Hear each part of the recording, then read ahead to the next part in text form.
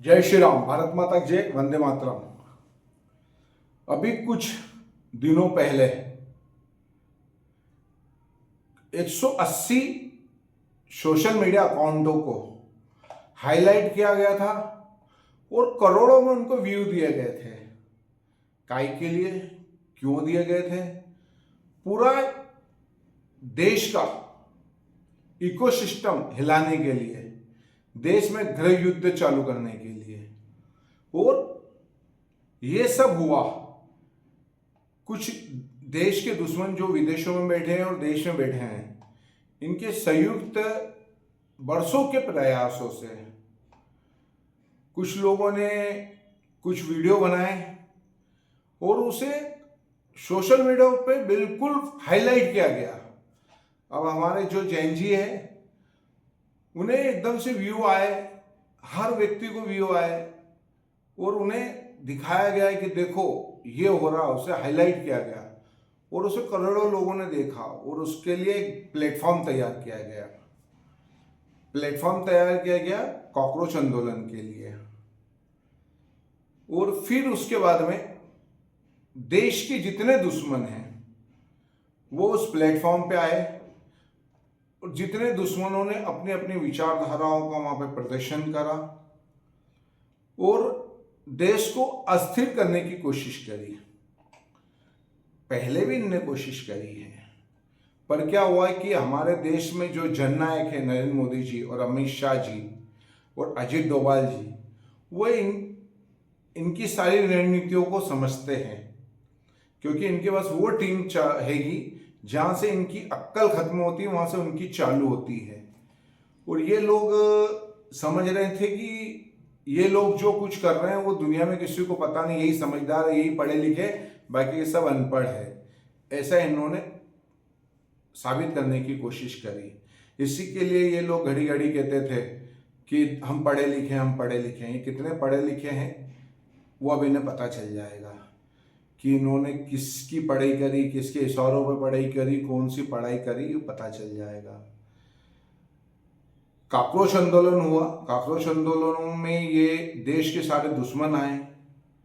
जब देश की खुफिया एजेंसियां और देश के गृह विभाग को समझ आ गया है कि ये लोग कोई आंदोलन नहीं है, ये देश के अंदर गृह युद्ध कराना चाहते हैं और ये देश के अंदर आग लगा देंगे। क्योंकि ये उस दिन यदि काकरोच आंदोलन चल रहा था जंतर मंतर पे और राहुल गांधी जा रहा था संसद भवन पे हमला करने के लिए, जैसे पूर्व में संसद भवन पे हमला हो चुका है, उसी तरीके से जा रहा था। ये वही करता जो दूसरे देशों में, श्रीलंका में हुआ, बांग्लादेश में हुआ, पाकिस्तान में हुआ, नेपाल में हुआ, ये वही करना चाह रहा था कि इस तरीके की घटना हो जाए। और ये करने के लिए चले भी गया था, पर वहाँ की जगह हमारे प्रशासन ने बड़े संयमता से काम लिया और इन्हें गोलियों नहीं मारी और इनके सिर्फ पुट्ठे लाल करे और उसमें इन्हें भगा दिया वहाँ से। फिर सरकार को जब समझ आया तो उन्होंने अपने 2 कदम पीछे हटाए, क्योंकि सरकार जो चाहती थी वो तो हो ही गया था।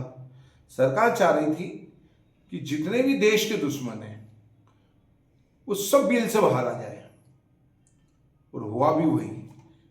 देश के सारे दुश्मन छिपे हुए, दबे हुए, विदेश में बैठे, घर में बैठे, अपने साथ बैठे, सामने बैठे, सब बाहर आ गए। सरकार ने बोला ठीक है, हम 2 कदम पीछे हैं, ठीक है, हो गया। अब लाइनें खुल रही है कि पंजाब में पता चल रहा है कि आतंकवादी, पाकिस्तानी आतंकवादी काकरोच आंदोलन के अंदर क्या करने वाले थे, क्यों गए थे, क्या हो रहा, वो विषय आ गया। फंडिंग का आ गया। जिन लोगों को इन्होंने यहाँ पे प्रमोट करा था, स्थापित करा था इस आंदोलन के लिए, उनकी पिताजी की सैलरी क्या है, उनके खर्चे क्या, उनकी पढ़ाई का खर्चा क्या, इतना बड़ा आंदोलन का खर्चा क्या है, वो कहाँ से आया, क्यों आया, ये पता चल गया।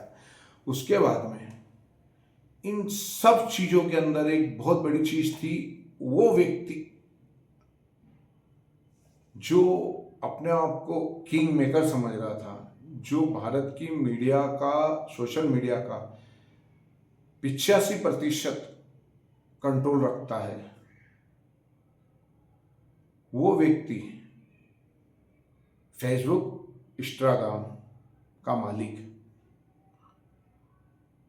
वो सोच रहा था कि मेरा कुछ नहीं होगा, क्योंकि सरकार ने अभी तक इसे कुछ रियायतें दी थी कि भाई अगर कोई गलत खबर डालता है, गलत चीज़ें डालता है, तो जो व्यक्ति डालेगा उस पर कार्रवाई होगी, न कि प्लेटफॉर्म पे कार्रवाई होगी।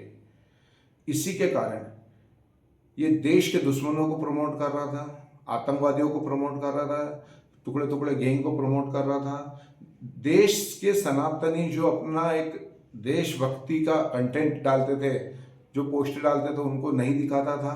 यहाँ तक कि इसने प्रधानमंत्री की पोस्ट जो इन्हें जेएनजी के नाम से कॉकरोच ने करा था, उसका जवाब देने के लिए प्रधानमंत्री ने अनेक पोस्ट डाली, उसे 5 घंटे इसने गायब कर दिया। क्यों? क्योंकि ये नहीं चाहता था कि प्रधानमंत्री की बात जनता तक पहुंचे और जनता गलत और सही का निर्णय ले सके, क्योंकि ये गलत लोगों को, डीप स्टेट का व्यक्ति है ये, और डीप स्टेट के साथ मिलके ये काम कर रहा था पैसे लेके, और उसी का एक अंग है जाट सरोज का। राहुल गांधी, डीप स्टेट, और जो फेसबुक और इसका मालिक हैगा इंस्टाग्राम का, वो एक ही है। तो कहीं ना कहीं ये सब मिलकर देश को अस्थिर करना चाहते थे। सरकार ने अब इनकी क्लास लेना चालू कर दिया है। अब इन्हें बुलाया कि भैया तुम देश के अंदर सोशल मीडिया के द्वारा नग्नता परोस रहे हो, ये इसके सबूत है।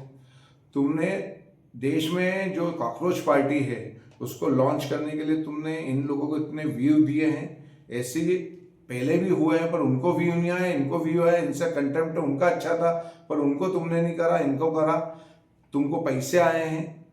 तुम लोगों ने इस तरीके से करा है कि देश की छवि खराब करने के लिए, आतंकवादियों को सपोर्ट करने के लिए, और देश को जो जलाना चाहते थे उनको तुमने ज़्यादा से ज़्यादा व्यू दिए, उनकी पब्लिसिटी करी, और जो देशभक्त थे, जो उस विषय को जवाब दे रहे थे, उनके तुमने दिखाए ही नहीं।